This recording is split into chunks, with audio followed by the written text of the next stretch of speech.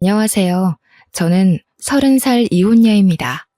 여러분들은 혹시 가방끈 길이에 대해 어떻게 생각하시나요? 다들 인생에 있어서 가방끈 길이가 많은 영향을 미치지 않았나요? 저는 대학생 때 임신해서 어린 나이에 결혼하고 결혼 생활 내내 학식 교양을 넘치도록 좋아하는 시어머니에게 미치도록 시달렸어요. 하지만 인생사 세옹지마라 할까요? 사랑하는 아이가 있었기에 저는 다시 일어설 수 있었답니다.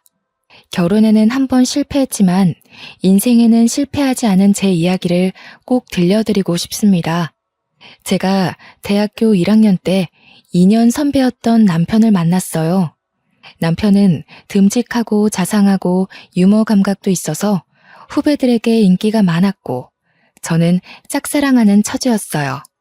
남편이 제 첫사랑이었죠. 그냥 아는 사이로만 지내면서 고백도 못하고 눈치만 살피고 있었어요. 당시 저희 집은 2층 집에 살면서 1층에는 작은 식당을 하고 있었어요. 부자는 아니었지만 동네에서 그래도 입소문이 나 있었어요. 사람들이 저희 부모님을 법 없이도 살 사람들이라 부르곤 했죠. 부모님이 서로 존댓말을 쓰실 정도로 사이가 좋고 외동딸인 저를 끔찍이 아껴주며 키우셨어요. 저희 부모님이 뭐든 다 들어주는 부모는 아니었지만 저한테 필요하거나 제가 꼭 하고 싶다는 건 어떻게든 해주시는 분들이셨습니다. 어릴 적부터 크게 과외를 받거나 하지 않아도 성적이 좋았고 운동이든 뭐든 다 잘했어요. 승부욕이 있는 편이었는데 이상하게 물러터진 데가 있어서 친구들한테 뒤통수를 맞을 때가 있었어요. 저희 아빠를 닮은 거였어요.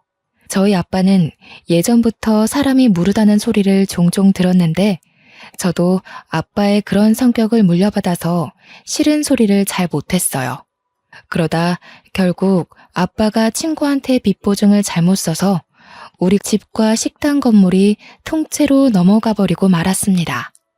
평생에 걸쳐서 마련한 재산을 홀랑 날려버린 거였어요. 저희 가족은 하루아침에 길바닥에 낳는 신세가 됐습니다. 빚 도촉장들로 가득 찬 지하방에서 나와 학교로 가는 심정은 처참했어요.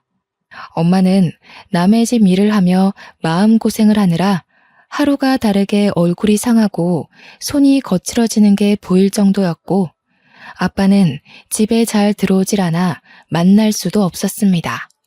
여태껏 열심히 살아온 두 분이 스스로에 대한 믿음을 잃고 모든 걸 포기할까봐 그게 제일 무서웠던 것 같아요.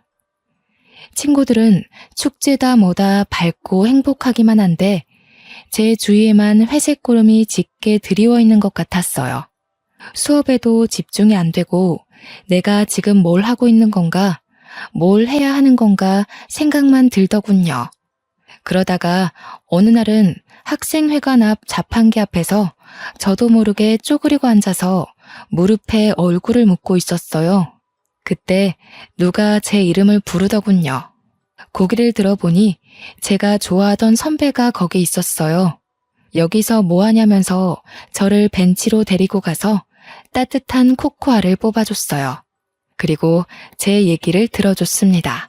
그때까지 누구한테도 힘든 내색을 하지 못했던 저는 쏟아내는 슬픔과 걱정, 억울함, 불안한 미래에 대한 막막함 같은 것들을 털어놨어요. 선배는 제 얘기를 가만히 들어주고 제 등을 토닥여주더라고요. 그날 마셨던 코코아 맛이 오래도록 생각날 정도로 그날은 제 인생에서 가장 따뜻한 날 중 하나였어요.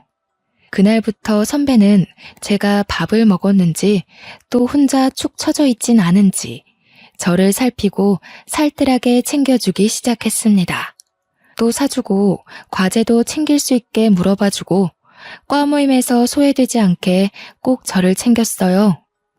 나중에 보니까 남편은 그렇게 누가 됐든지 간에 다른 사람이 힘들어하는 걸 그냥 지나치지 못하는 성격이었더라고요. 이럴 때일수록 더 열심히 먹고 열심히 놀고 열심히 공부해야 하는 거야. 알겠지? 저는 남편이 그럴 때마다 고맙다는 말도 제대로 못하고 괜한 입술만 달싹이곤 했어요. 과 모임에서 술을 많이 마신 날 저를 집 앞까지 데려다준 선배의 팔을 붙잡으며 가지 말라고 했어요. 선배랑 떨어지기 싫다고요. 결국 우린 연인이 됐습니다. 저는 선배 없이는 하루도 살 수 없는 사람이 되고 말았어요. 뭐든 선배가 챙겨주다 보니 선배가 없으면 사는 게 사는 것 같지 않을 정도였어요. 너무 많이 기대서였을까요? 사귄 지 1년 만인 2학년 가을에 임신을 했다는 걸 알게 됐습니다. 생리가 늦어지는 줄도 모르고 있다가 알게 됐을 땐 이미 3달이 넘어 있었어요. 망연자실했죠. 도무지 어떻게 해야 할지 알 수가 없었어요. 남편도 아직 졸업하려면 한참 남았고 저희 집에서는 아무런 지원도 받을 수 없는 상황이었죠. 저는 어쩔 수 없이 학교를 쉬어야 했지만 남편이라도 하루라도 빨리 취직할 수 있게 준비하는 게 낫다고 판단했어요. 저희는 부랴부랴 혼인신고만 하고 결혼식은 조촐한 식사로 대신한 다음 시댁으로 들어갔어요. 당시 시댁은 24시간 국밥집을 하고 있었어요. 시댁은 처음부터 저를 안 좋아했어요. 특히 시어머니는 면전에 대고 막말을 하는데 보통 독한 사람이 아니더군요. 첫날부터 단단히 잘못 걸렸다는 촉이 오고 머릿속에 비상벨이 왱왱 울리는 느낌이었습니다. 하지만 어쩌겠습니까? 이미 아이가 생겨버렸는데요. 결혼을 해버렸는데요. 시어머니는 대놓고 저에게 우리 아들은 대기업에 들어가 앞길이 탄탄대로일 텐데 너 때문에 내 금쪽 같은 아들 발목이 잡혔다라고 했어요. 제가 공부를 못 마친 걸 가방끈이 짧다고 표현하며 툭하면 구박하기가 일쑤였죠. 학식 있고 교양 있는 것에 대한 로망이 있는지 툭하면 자기네 집안은 훨씬 더 좋은 집안의 교양 있는 며느리를 얻을 수 있었다고 했어요. 제가 없는 데서도 툭하면 제 흉을 봤어요. 시아버지나 친척들에게 베어먹지도 못한 애가 우리 집안에 맨몸으로 오다니 이게 무슨 날벼락이냐고 하소연하는 걸 여러 번 들었죠. 저는 아들을 낳자마자 산후조리도 제대로 못하고 시부모네 식당을 도와줘야 했어요. 식충 취급하는 소리가 벽을 뚫고 들어오는 것 같아서 도저히 가만히 있을 수가 없었죠. 피덩이 같은 아기를 업고 식당에서 밤늦게까지 일을 했어요. 집에 들어가면 또 집안일을 해야 했는데 너무 바쁘고 눈치가 보이니까 그게 너무하다는 생각도 못하고 살았어요.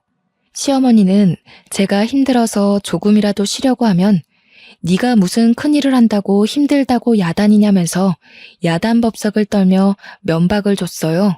집에 들어왔으면 시아버지 잠자리도 봐드리고 집안일을 챙겨야지. 어디 새파랗게 젊은 것이 집에 들어오자마자 방 안에 틀어박혀? 못 배워먹은 티 내는 거냐?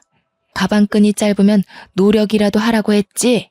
어머니, 저 하루 종일 일하고 오늘 지훈이 아파서 병원에 뛰어갔다 왔잖아요. 저도 지금 열이 나고 몸에 기운이 하나도 없어요. 조금만 누워있다 할게요. 으이그, 그러게. 저렇게 복 없이 생긴 애들은 꼭 생긴 대로 논다니까. 그러게 저렇게 복 없는 애가 우리 아들 발목을 잡게 내버려뒀으니 원. 손주 새끼 봐서 참지. 애미라고 있는 게 없는 집에서 못 배워먹어 교양 없는 티를 팍팍 내니 애까지 닮을까봐 걱정이다. 걱정. 처음에는 시어머니에게 대들지는 못하고 남편에게 하소연했어요. 그런데 결혼 전에는 그렇게 저를 끔찍이 아껴주던 남편은 네가 시어머니에게 맞춰야 한다면서 하나도 힘이 되어주지 않았어요. 어머니는 왜 자꾸 나한테 가방끈이 짧다고 하시는 거야? 내가 무슨 가방끈이 짧아. 나 우리 학교도 수석으로 입학했고 내내 꽈탑 놓치지 않을 정도로 공부 잘했는데 나이 드신 분들이 다 그렇지 뭐. 그냥 하는 말씀이니까 너무 귀담아 듣지 마. 어머니가 예전부터 나를 좋은 집안에 장가 보내고 싶어 해서 그래. 어릴 때부터 노래를 불렀다고. 우리 결혼할 때 너네 집에서 아무 지원도 못 받은 건 사실이잖아. 조금만 참으면 어머니도 다 이해하실 거야. 처음부터 끝까지 참고만 있잖아. 언제까지 저렇게 막말하시는 걸 참아야 해? 우리 어머니 그렇게 나쁜 분 아니야. 두 아들 키우느라고 얼마나 애를 쓰셨는데. 네가 우리 집에 들어와서 그거 하나 이해 못 해줘? 가진 거 없이 결혼한 우리 탓이라고 생각해야지 뭐. 애를 나 혼자 만든 건 아니고 내가 학교도 못 마치고 결혼한 게 내 탓만은 아니잖아. 아기 가지고 결혼한 게 무슨 죽을 죄 지은 것도 아닌데 어머니는 무슨 나를 죄인 취급하시려는 것 같아. 아, 그러니까 조금만 참아보라니까. 예전에는 그렇게 따지는 성격 아니었잖아.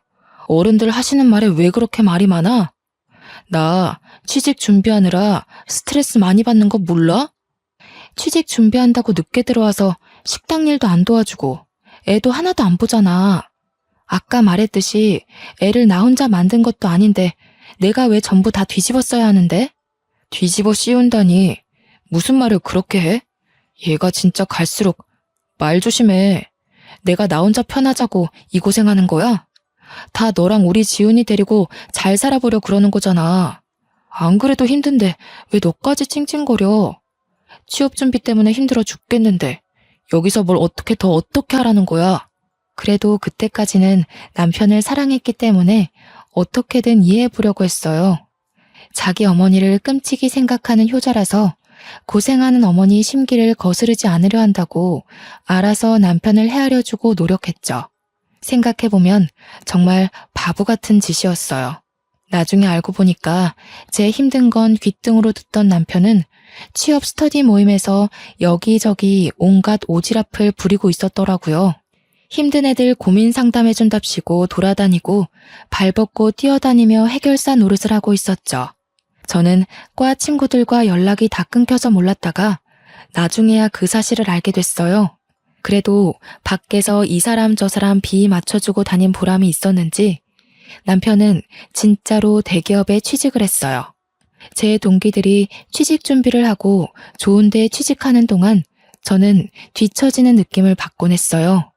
동기들이 좋은 데 놀러가서 찍은 사진을 SNS에 올린 걸 보면 어쩐지 마음 한구석이 휑해지는 느낌을 받곤 했죠. 점점 사회인으로서 제자리를 찾아가는 동기들에 비해 제 모습이 초라해서 동기들이 연락해도 잘 받지 못했어요. 그래도 아이 키우는 재미가 있었고 예쁜 아이가 있다는 것에 만족하려 했어요. 아이가 말을 하고 걷고 하루가 다르게 자라는 걸 보면 또 하루를 살아낼 힘이 생기곤 했습니다. 지금 생각하면 저는 어릴 때부터 커리어 우먼이 꿈이었는데 왜 그런 소박한 현실에 만족하고 구박대기 노릇을 감내했는지 알 수가 없어요. 상황에 적응하는 것도 좋지만 자기 가치를 스스로 낮추는 행동을 하면 안 된다는 걸 지금은 깨닫게 됐습니다. 그러다 애가 3살이 되던 해에 남편 형이 뒤늦게 결혼한다고 신부감을 데려왔어요. 그 집은 큰아들을 어떻게든 판검사 만들려고 애를 써왔더군요. 사자 들어가는 걸 워낙 좋아하는 집이니까요. 아주버님은 사법고시 폐지되고 로스쿨 준비로 몇 년을 또 허송세월하다가 30이 훌쩍 넘겼죠. 그래도 연줄이 있어서 30 중반에 대형 로펌 경영지원실에 취직을 했어요. 무슨 재주가 있었는지 결혼하겠다고 데려온 여자가 대학 교수라는 거였어요. 듣고 보니 교수는 아니고 어느 지방 대학 강사였죠. 그래도 젊은 여자가 박사 학위까지 있는 데다 대학에서 강의까지 한다니 교양 학식 좋아하는 시어머니 입이 다 찢어졌습니다. 며느리가 될 사람 직업뿐 아니라 집안도 금융정보회사를 소유하고 있는 엄청난 부자라고 그렇게 좋아하는 거였죠. 예비 형님이 강의한다는 대학이나 그 집안이 운영한다는 금융회사나 저는 들어본 적도 없는 데였지만 그게 무슨 상관이겠습니까? 그렇게 돈돈거리는 집안이니 아주버님이 그런 집안 여자랑 결혼하는 게 어떻게 보면 당연한 일이었죠. 그 집안은 처음부터 돈을 아주 물쓰듯 쓰더군요. 한 번은 형님이 그냥 우리 집에 다녀왔는데 시어머니가 지나가는 말로 김치 냉장고가 오래됐다고 한 적이 있어요. 그랬더니 다음 날로 새 김치 냉장고가 배달되는 게 아니겠어요? 부자는 다르긴 다르구나 하면서도 참 씁쓸하더라고요. 그놈의 돈이 뭔지. 시어머니는 대놓고 큰며느리만 보면 뭐가 필요하다, 뭘 새로 사야 한다고 늘어놓았어요. 그리고 큰 며느리의 씀씀이에 비교해 저를 더욱 가차없이 깎아내렸습니다. 역시 대학에서 강의하는 사람은 다르다니까. 우리 큰 며느리는 하고 다니는 것부터 말투까지 어쩜 저렇게 귀티가 나는지. 이번에 큰애가 바꿔준 소파가 이게 글쎄 이태리제 가죽이래요. 우리 큰아들이 판검사는 못됐어도 와이프 복은 있지 뭐냐. 내가 큰 며느리만 보면 콧노래가 절로 나온다니까. 어머니 얼굴이 요즘 활짝 피셨네요. 그에 비해 작은 아들은 에휴, 도대체 좋은 대학 보내서 좋은 데 취직시키면 뭐하냐? 저런 여자랑 사는데. 죽 써서 개 줬지 뭐. 너 이태리제 가죽 만져봤어? 네 형님 덕에 여기 앉아볼 수 있는 걸 행운으로 생각해라. 저는 거기 앉을 시간도 없어요. 큰애는 이렇게 집안에 도움이 되는데 너는 도대체가 집에서 하는 게 뭐냐?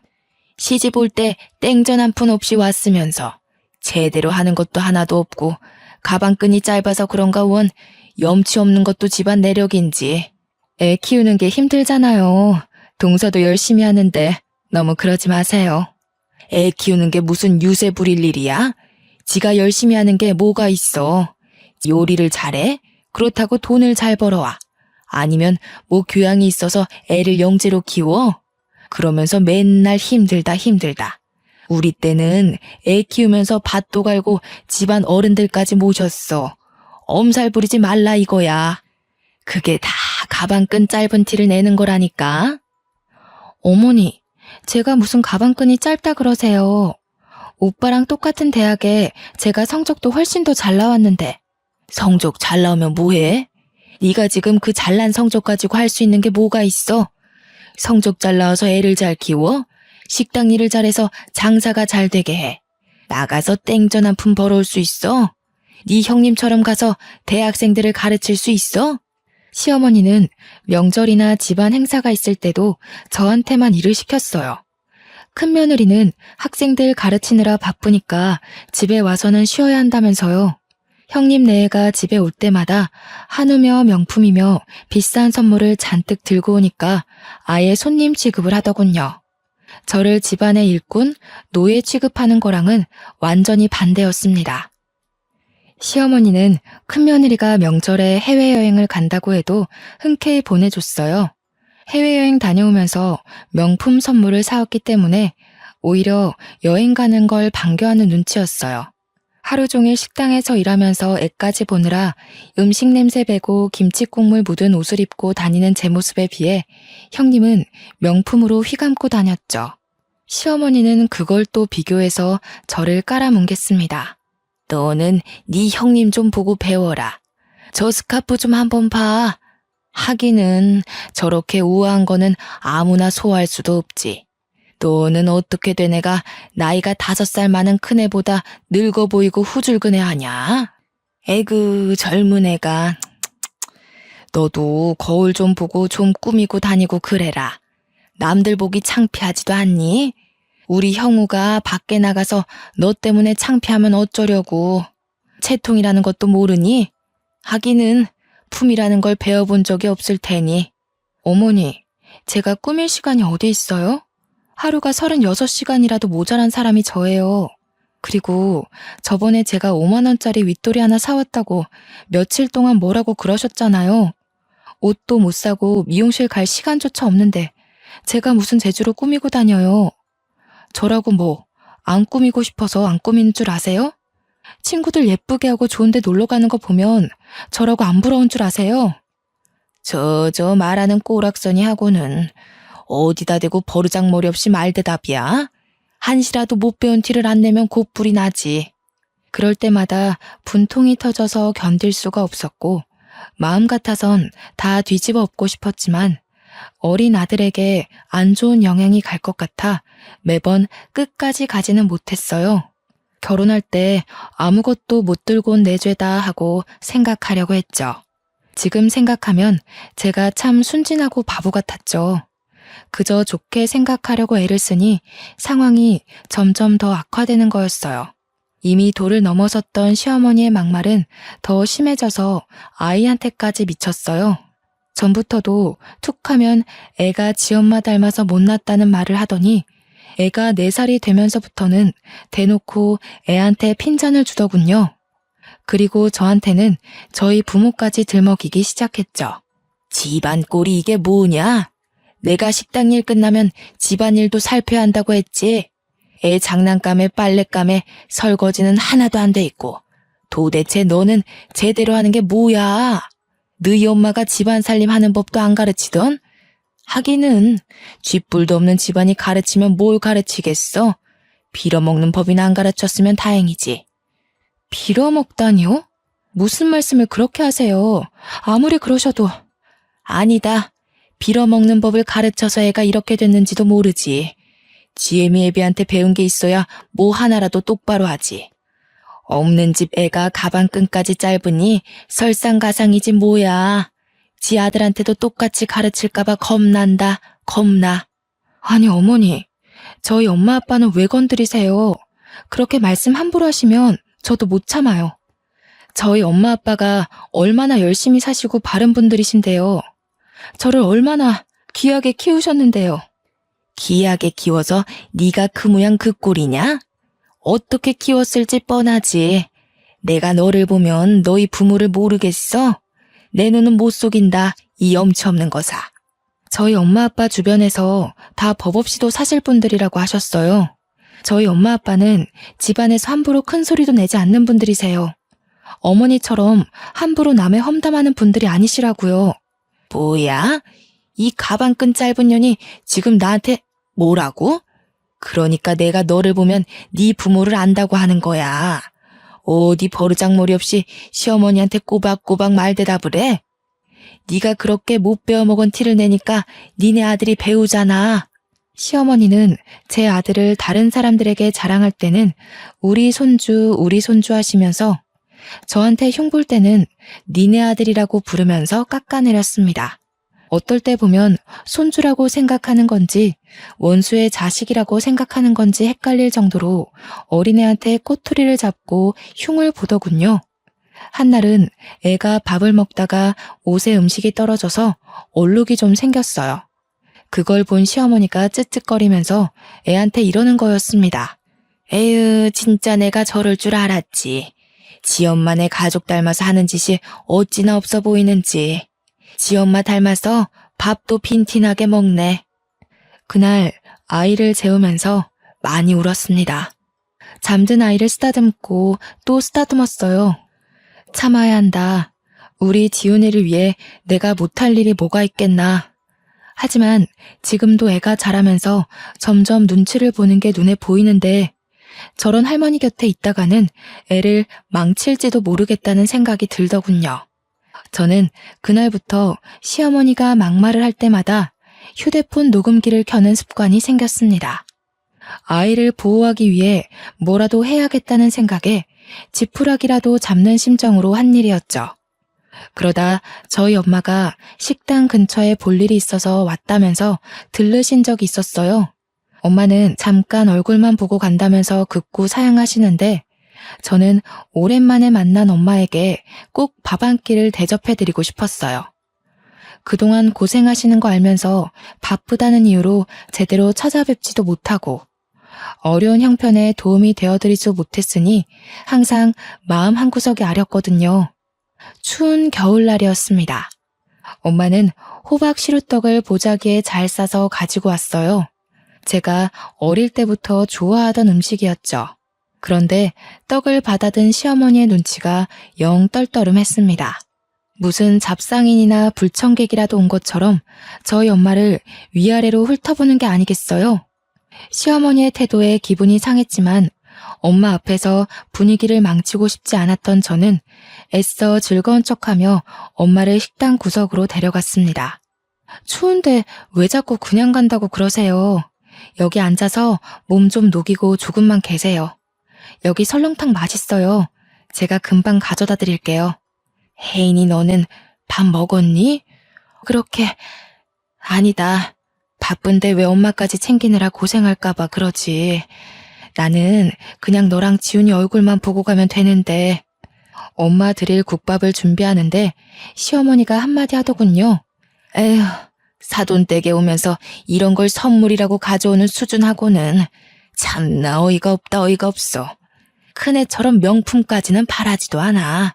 교양이라고는 눈을 씻고 찾아봐도 찾아볼 수가 없구먼. 가방끈 짧은 애를 남의 집 귀한 아들한테 맨몸으로 보내놓고 미안하지도 않나? 그런데 조금 있다가 단체 손님이 들어왔어요. 식당이 와글와글 꽉 찼는데 엄마 혼자 밥을 먹고 있는 게 영 신경이 쓰여서 저는 바쁜 와중에 흘끔흘끔 엄마를 보고 있었어요. 그때 시어머니가 엄마가 앉아있는 자리 바로 옆 테이블 위에 행주를 철푸덕 소리가 나게 던지더군요. 탁탁 소리가 나게 수저통도 닦고 의자도 정리하며 밥 먹는 엄마가 눈치를 보게 했습니다. 손님들이 더 올 텐데 자리가 없어서 어떡하냐면서 말이죠. 그러더니 카운터 쪽으로 오면서 이러는 거였습니다. 아휴, 못 배운 집안이라 그런가 밥 먹는 것도 눈치코치 없이 먹네. 피꺼소시란 말 아시죠? 아무 말도 못하고 시어머니 하는 양을 겪는 줄로 보던 저는 말 그대로 피가 거꾸로 솟는 걸 느꼈습니다. 혹시 엄마가 들었을까봐 조마조마하면서 엄마 쪽을 쳐다봤어요. 다행히 엄마는 못 들었는지 아무렇지 않은 표정으로 밥을 마저 다 드시더라고요. 그날 저녁 빨래를 개고 있는데 시어머니가 안방에서 시아버지게 하는 말이 들렸습니다. 우리 엄마 흉을 보더군요. 큰 며느리네는 좋은 식당을 예약해서 대접하는데 안 그래도 딸을 빈손으로 보낸 주제에 코딱지만한 식당에 와서 꾸역꾸역 밥을 먹고 있다면서요. 저는 개고 있던 수건을 그대로 팽개치고 방으로 들어왔습니다. 하루 종일 뼈 빠지게 일해서 돈 벌어주는데 엄마에게 밥 한 끼를 대접해드리는 것도 눈치를 봐야 한다는 사실에 저는 이성의 끈을 놓치고 말았습니다. 그리고 밤늦게 돼서야 집에 들어온 남편에게 오늘 있었던 일을 말하면서 따졌습니다. 나를 무시하는 것까지 그렇다 치려 했지만 지훈이랑 우리 엄마 아빠한테까지 함부로 굴고 막말하는 건 못 참아. 이제 더는 못 참는다고. 내가 이 집 노예야? 솔직히 나 없으면 식당 운영할 수나 있어? 하루 종일 일하고 애까지 보는데 내가 우리 엄마한테 밥 한 끼 못 대접해줘? 내가 너네 엄마 밥 주지 말라 그랬어? 하루 종일 일하고 온 사람한테 생 난리를 치네. 왜 별것도 아닌 것 가지고 난리를 치고 그래? 엄마 들으면 어쩌려고? 뭐라고? 지금 그걸 말이라고 하는 거야? 나는 어떻게든 오빠 맘 편하게 해주려고 지훈이 잘 키워보려고 꾸역꾸역 다 참아왔는데 어떻게 오빠가 나한테 이럴 수가 있어. 맨날 늦게 들어오고 일 때문이라고. 나는 일주일에 외출 한 번 못하는데 혼자 밖에서 놀러 다니니까 좋아? 목소리 낮추라고 했지. 얘가 진짜 점점 왜 이래? 너 예전엔 안 이랬잖아. 왜 이렇게 변했니? 진짜 무섭다 무서워. 아니, 아직 안 변했어. 진짜 무서운 게 뭔지 보여줘?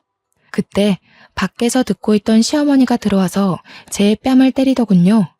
무슨 일인지 상황 파악을 못해 멍하고 있는 저에게 시어머니는 어디서 큰 소리를 내냐, 못 베어먹은 티를 낸다면서 소리를 질렀어요. 그리고 머리채까지 잡아당겼습니다. 저는 저도 모르게 시어머니 머리끄덩이를 같이 잡아당겼어요. 제가 무슨 일을 하고 있는지조차 모를 정도로 화가 나 있었어요. 그날 밤을 뜬 눈으로 지새운 저는 아침 일찍 짐을 챙겨 그 집에서 나왔습니다. 아들에게 한마디도 못하고 나오는 것이 걸렸지만 아들 얼굴을 보면 도저히 발이 떨어지지 않을 것 같았어요. 그 길로 저는 신림동 고시촌으로 들어갔습니다. 엄마 아빠가 보고 싶었지만 친정에 가면 두 분이 슬퍼하실까봐 도저히 갈 수가 없었어요. 고시원을 얻어 짐을 풀고 대학 때부터 고민만 하다 제대로 시작하지 못한 행정고시 공부하기 시작했어요. 아이를 낳은 뒤에도 미련을 못 버리고 있었기에 일사천리로 준비해 공부에 돌입할 수 있었습니다. 남들은 학생 때부터 죽어라 해도 어려운 공부를 몇 년 공백 끝에 시작하는 건 결코 쉽지 않은 일이었어요. 하지만 분노로 눈이 돌아버린 상태였기에 오히려 다른 거에 신경 안 쓰고 공부에 집중이 잘 되더라고요. 그때가 저희 부모님이 어렵게 빚을 갚고 돈을 모아 신림동에서 작은 식당을 다시 열었을 때였어요. 식당이라고 하기도 뭐할 만큼 허름한 곳이었지만 두 분이 다시 힘내서 마련한 자리였죠. 한날은 제가 모의시험 점수가 영 안 나와서 실망한 마음에 걸어 다니다가 저도 모르게 엄마 아빠 식당 쪽으로 걸어갔어요. 그전에는 혹시 눈에 뜨일까봐 그쪽으로는 가지도 않았거든요.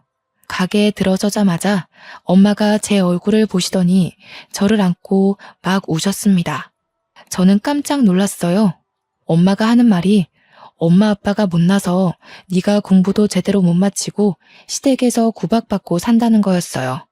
저는 아니라고, 내가 아기 가져서 그런 거라고, 내가 실수해서 그런 건데 왜 엄마가 미안해 하냐면서 엄마랑 붙잡고 같이 울었어요. 그리고 그 집에서 나와 다시 공부 시작했다고 엄마에게 털어놨죠. 엄마는 깜짝 놀라더라고요. 그래도 그 집으로 다시 들어가라는 말은 절대 안 하셔요. 그날 저녁 고시원에 들어왔는데 아빠로부터 문자가 와 있었어요. 아빠가 미안한 게 참 많다고, 네 공부는 무슨 수를 써서라도 지원해 줄 테니까 아무 걱정하지 말고 공부에만 집중하라는 거였죠. 눈물이 핑 돌았어요. 열심히 사시다 그런 건데 엄마 아빠는 뭐가 그렇게 자꾸 미안하다고 그러시는 건지.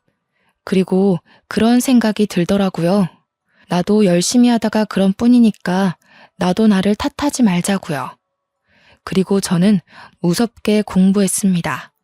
같이 공부한 애들이 뭐 먹으러 가자고 해도 저는 그 시간에 한 자라도 더 보려고 끼니를 대부분 김밥으로 때웠어요. 고시생들도 스트레스 푼다고 스터디원들끼리 술도 마시고 저희들끼리 친목도 다지고 그러거든요.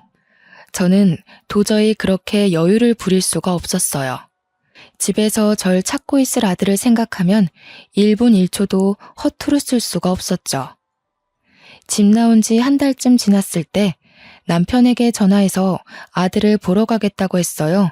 그때까지 전화고 문자고 다 무시하다가 연락을 하니까 남편이 왜 집에 안 오냐며 생 난리를 치더군요.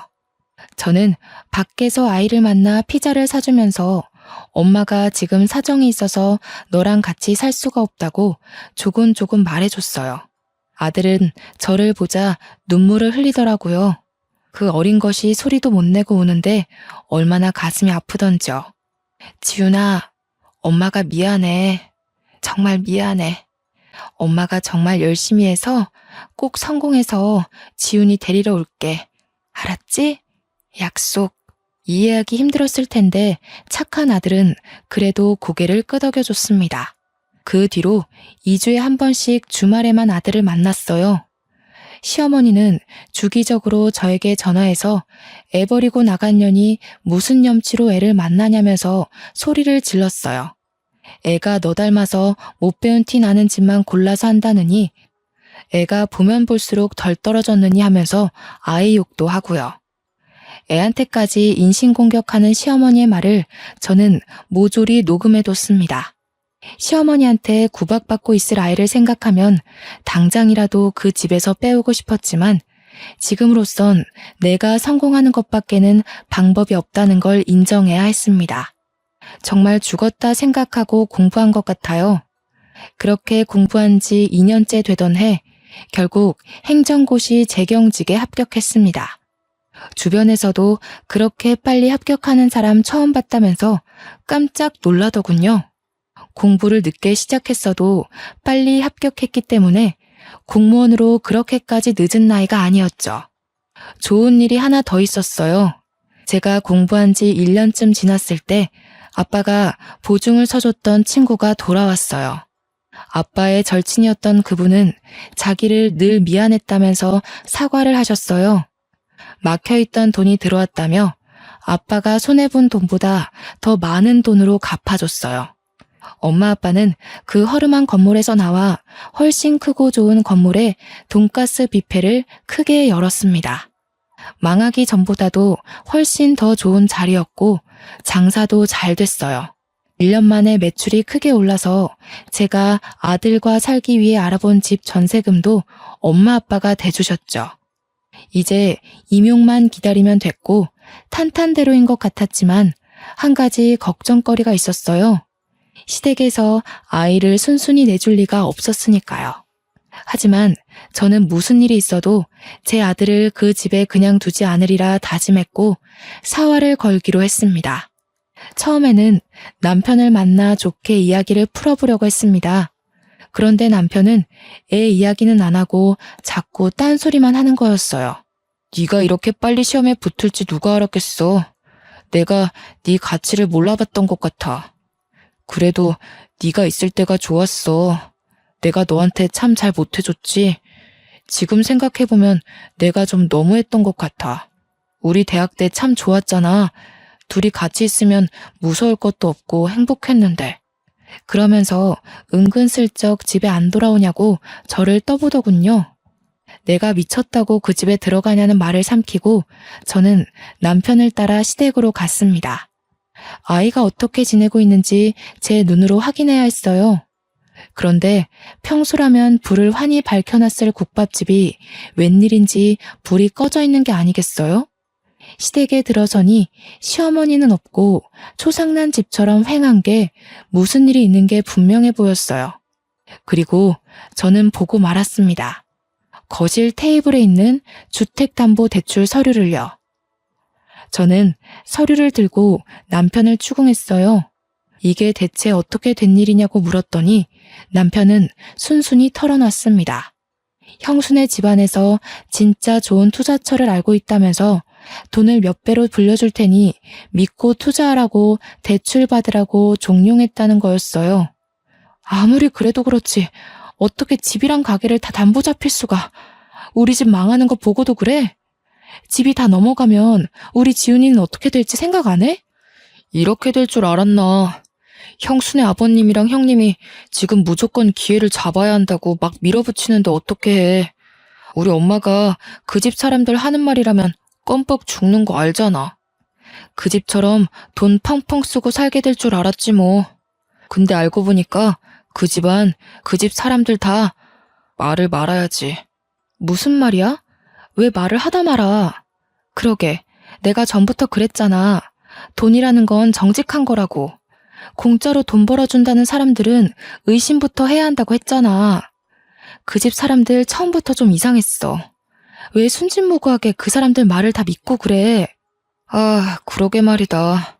네 말을 들었어야 하는데. 그 집 사람들 지금 주식 조작으로 잡혀갔어.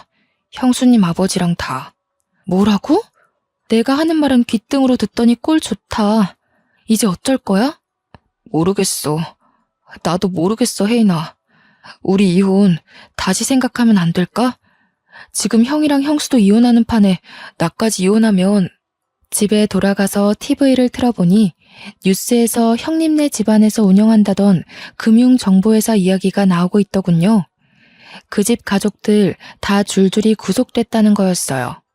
그때가 또 한창 모 연예인의 박사학위 논문 표절 사건으로 떠들썩할 때였어요. 그런데 전문대 강사도 박사학위 논문 표절이라는 제목의 뉴스에 나오는 실루엣과 대학 이름이 어디서 많이 보던 거였어요. 저는 형님이 강의한다던 학교 홈페이지에 들어가 봤습니다. 거기엔 디자인과 땡땡땡 강사 박사학위 취소 건에 대해 사과드립니다. 라는 제목의 게시물이 맨 위에 올라와 있었죠. 형님의 박사학위 논문이 표절률 85%로 취소된 거였죠. 학위 논문뿐 아니라 석사 논문까지 표절한 거였더군요. 시댁이 그렇게 좋아하던 교양과 학식, 그리고 돈까지 모두 사기였던 것입니다. 저는 더욱이 빨리 아이를 데려와야 한다는 생각에 마음이 급해졌습니다. 얼마 뒤 소송 준비가 끝났을 때 시어머니가 저희 엄마 아빠 식당에 찾아왔습니다. 무슨 바람이 불었는지 사기꾼 며느리한테서 받은 명품 스카프를 두르고 와서는 가게를 구석구석 살피더군요. 제법이구만. 못 배운 집이 가게 좀 크게 내봤자지. 어디 밥이나 좀 내와봐라. 얼마나 잘하는지 보자. 저는 시어머니란 인간은 꼴도 보기 싫고 말도 섞기 싫었었지만 아이 문제를 해결해야 했기에 침착하게 대꾸했어요. 여기는 밥을 갖다 드리는 데가 아니라 직접 떠서 드시는 데예요. 조금 있다 올 테니 식사하고 계세요. 군뱅이도 구르는 재주가 있다더니 쟤까지 꽤 그래도 용 빼는 재주가 있었나 보지? 행정고시인지 뭔지 그거 합격하면 월급이 얼마나 되는지는 모르지만 말이다. 잘난 체 하지 말라 이거야. 애새끼 버리고 간 년이 잘 되면 얼마나 잘 되겠냐만. 내가 지훈이를 봐서라도 이제라도 용서를 빌면 용서해주마. 애한테는 그래도 엄마가 있어야지. 어머니한테 용서 빌릴 한 적 없어요. 이상한 소리 마시고 식사 안 하실 거면 나가세요. 저 말하는 꼬락서니 하고는. 네가 그러니까 본데 없는 년이라는 거야. 니까짓게 시험 좀 붙었다고 근본이 달라지는 줄 알아? 좋은 말로 할 때. 저는 시어머니 말을 무시하고 가버렸어요. 제가 변호사와 통화한 뒤 나가보니 홀이 난장판이 돼 있더군요. 시어머니가 밥을 안 떠준다면서 직원들에게 삿대질을 하고 머리채까지 잡은 거였어요. 정말 황당하기가 이를 데가 없었어요. 행패를 부리는 것도 정도가 있지. 시어머니는 그래도 분이 안 풀렸는지 고래고래 소리를 지르고 있었어요. 손님들은 물론 주방 직원들까지 나와서 미친 여자가 하는 꼴을 구경하고 있었죠. 아니, 어디서 서빙이나 하는 것들이. 밥을 가져오라면 가져올 것이지. 내가 너같이 천한 것들한테까지 무시당할 줄 알아? 당장 무릎 꿇고 사과해. 사과 안 해? 저는 주방으로 들어가 양동이에 물을 받아가지고 나왔습니다. 그때까지도 소리를 지르고 있는 시어머니에게 다가가 물을 냅다 뿌려버렸어요. 시어머니는 물에 빠진 생쥐꼴이 되어서도 악을 바락바락 쓰는데 진짜 악기가 따로 없더군요. 가방끈 짧은 년이 내 아들한테 들러붙을 때부터 알아봤어야 했어. 우리 집안 말아먹은 것까지 모자라서 나를 무시해? 어휴 분해. 내가 오늘 이 집안 아장 내버리지 그냥 갈 줄 알아? 교양 그렇게 좋아하시더니 사기꾼 집안한테 당하고도 아직도 정신 못 차리셨어요? 어디서 뺨 맞고 여기 와서 화풀이세요. 사과는 어머니가 저희 직원들한테 하셔야죠. 진짜 교양 없이 왜 이러세요? 그리고 제가 여태 알면서도 가만히 있었는데 가방끈 짧은 건 어머니 아니에요? 중학교 때 퇴학당해서 초졸이시라면서요. 학벌 콤플렉스 때문에 교양 하시는 걸 알겠는데 사기꾼은 조심하셔야죠. 뭐야? 인연이 시어머니가 저한테 달려들어 머리채를 잡으려 할 때 저희 아빠가 중간에 끼어 시어머니를 밀쳐버렸어요. 이 여자가 진짜 미쳤나? 남의 집 귀한 딸한테 감히 뭐가 어쩌고 어째? 어디서 무식하게 남의 집 영업장에서 소리를 지르고 남의 귀한 식구들한테 행패를 부려? 우리는 직원들도 다 우리 식구들이야. 이러고도 무사할 줄 알아? 당장 꺼져. 꺼지지 못해? 영업방해로 손해본 거 다 청구할 줄 알아. 그리고는 경찰이 와서 시어머니를 끌어냈습니다. 저는 더 이상 시댁 식구들과 말로 해결하려 해서는 안 된다는 걸 깨달았어요. 바로 이혼 소송에 돌입했습니다. 얼마 뒤 대학 때 가장 친했던 과 동기에게 연락이 왔어요. 친구는 졸업 직후 유학을 갔다가 돌아와서 저에게 연락한 거였어요. 친구가 하는 말은 충격적이었습니다.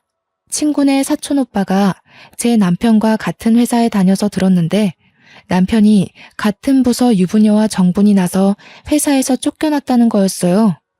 그 여자 남편이 회사에 찾아와서 난동을 부리는 바람에 임원 회의까지 소집되고 결국 회사에서 권고사직 시키기로 했다는 거였습니다. 들어보니 남편은 또 고민 상담 해준답시고 그 여자와 가까워졌다는군요. 이렇게 오지랖을 넓게 쓰더니 결국 제 발등을 찍은 거였죠. 이제는 화도 안 나더라고요. 솔직히 속이 시원했습니다. 시어머니가 저를 그렇게 괴롭히고 하대해도 강 건너 불구경이더니 꼴 좋다는 생각만 들고요. 그 뒤로 어떻게 됐냐고요? 시간이 걸리기는 했지만 소송을 통해 양육권을 가져왔습니다. 남편이 직업이 없는 데다 시어머니가 애를 정서적으로 학대한 정황이 명확했기 때문에 어렵지 않게 양육권을 가져올 수 있었어요. 그 인간이 빈털털이라 양육비는 얼마 못 받았지만 제가 그 집 식당에서 하루 종일 일하며 재산 증식에 도움 준 것이 인정돼 위자료도 1억 가까이 받게 됐어요. 시댁이 돈을 잃은 건 제 탓이 아니니까요. 시댁 식구들은 남편은 물론 시아버지까지 저에게 전화해서 회유도 하고 화도 내며 돌아오라고 매달렸습니다. 제가 미쳤습니까? 콧방귀도 끼지 않았죠. 고생 끝에 낙이 온다는 게 이런 걸까요? 이제는 아들과 함께 알콩달콩 행복할 일만 남은 것 같습니다. 사랑이라 생각했던 게 저를 배신했고 결혼 생활은 저를 밑바닥으로 끌어내렸지만 저는 힘든 시간들을 통해 깨달음이라는 훨씬 더 큰 선물을 받았거든요. 지금까지 제 이야기를 들어주셔서 감사합니다.